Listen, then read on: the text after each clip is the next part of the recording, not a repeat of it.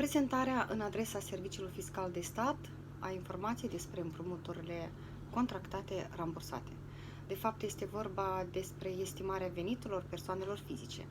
Există două tipuri de estimări ale veniturilor persoanelor fizice. Există estimare directă a veniturilor persoanelor fizice și există estimare indirectă a veniturilor persoanelor fizice.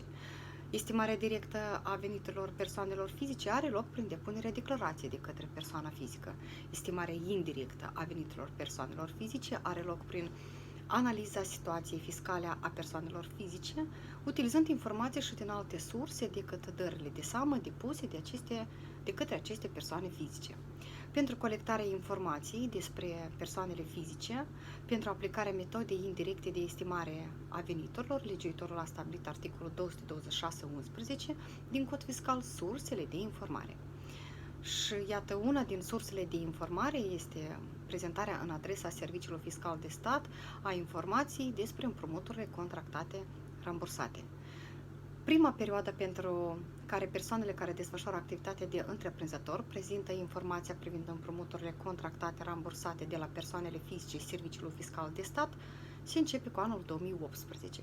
Deci, conform legii 228 din 2017, pentru modificarea și completarea unor acte legislative au fost operate modificări la articolul 226.11, alineatul 2.12 din Cod Fiscal și începând cu 1 ianuarie 2018, persoanele care desfășoară activitatea de întreprinzător, cu excepția deținătorilor de patente și excepția persoanelor fizice care practică activitate independentă, sunt obligate să prezinte Serviciul Fiscal de Stat informația privind împrumuturile contractate rambursate de la persoanele fizice în perioada anului fiscal. Până a trece la cifre, vreau să menționez că la Serviciul Fiscal de Stat urmează a fi reflectate doar contractarea și rambursarea împrumuturilor între persoanele juridice și persoanele fizice.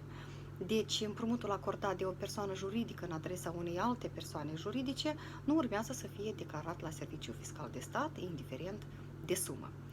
Și tot aici, informațiile despre împrumuturile efectuate în condițiile articolului 226.11 din Cod Fiscal, alineatul 2.12, vor fi prezentate doar pentru tranzacțiile cu implicarea persoanelor fizice rezidenți care sunt cetățeni a Republicii Moldova.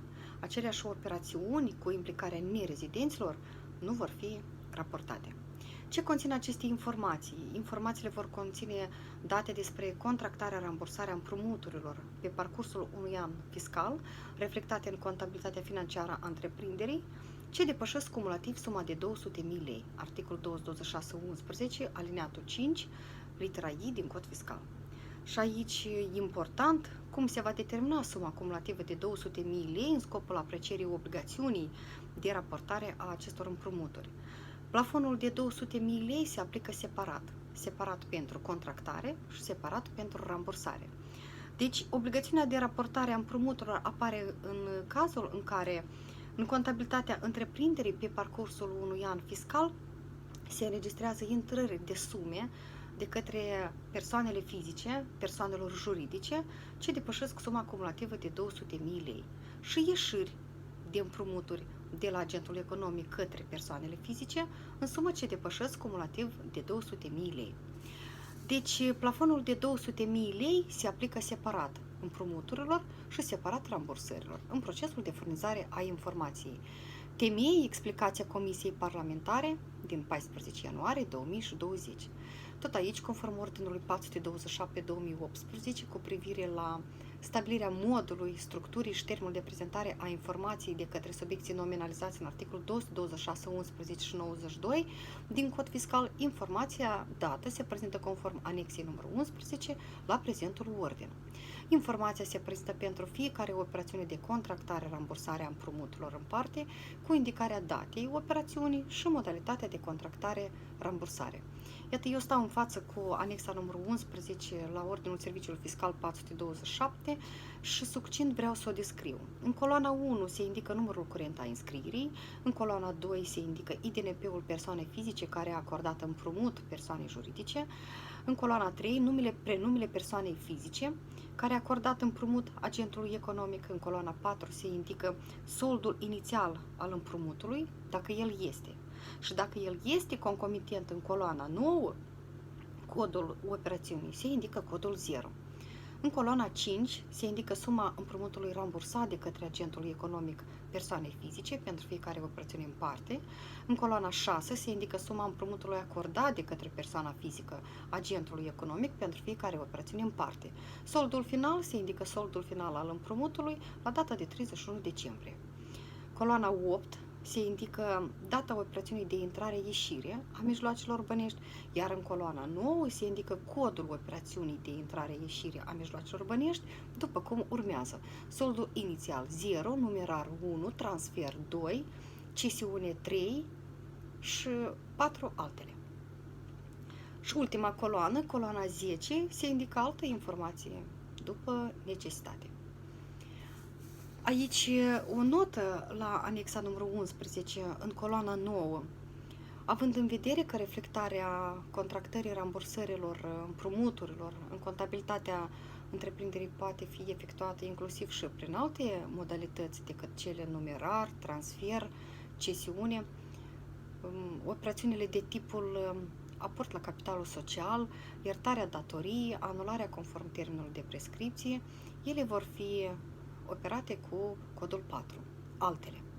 De asemenea, tot aici, conform ordinului 427, informația dată se prezintă doar în format electronic, prin intermediul serviciului sau prin intermediul portalului Servicii FIS-MD, accesând compartimentul persoanele juridice, serviciul, colectarea informațiilor din sursele indirecte.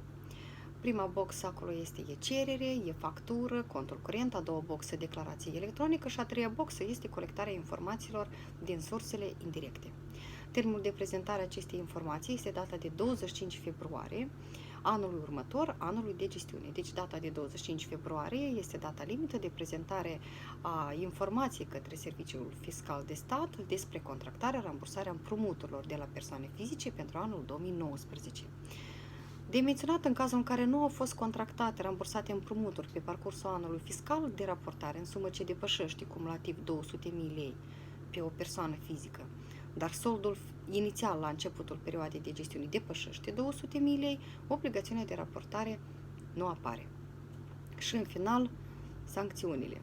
Sancțiunile pentru încălcarea modului de prezentare a informației sus menționate sunt stabilite de articolul 253, alineatul 6, 7 și 8 din Cod Fiscal. Deci, conform articolul 253 din Cod Fiscal, împiedicarea activității Serviciului Fiscal de Stat, se stabilesc următoarele sancțiuni. 6. Prezentarea tardivă a informației, ceea ce ține de contractarea, rambursarea împrumuturilor. Se sancționează cu amendă de la 1,5 la 2,5 din suma indicată în informația prezentată tardiv, dar nu mai mult de 25.000 lei. Alineatul 7. Prezentarea informații neautentice, ceea ce ține de contractarea, rambursarea împrumuturilor. Se sancționează cu amendă de la 5 la 10% din diferența dintre suma care urma să fie indicată și cea indicată în informație, dar nu mai mult de 50.000 lei. Alineatul 8. Neprezentarea informației. Se sancționează cu amendă de la 10 la 20% din suma care urma să fie indicată în informație, dar nu mai mult de 150.000 lei. Asta parcă este tot ce am vrut să vă spun. În curând revin cu o informație despre evidența și calcularea amortizării mijloacelor fixe. Toate bune!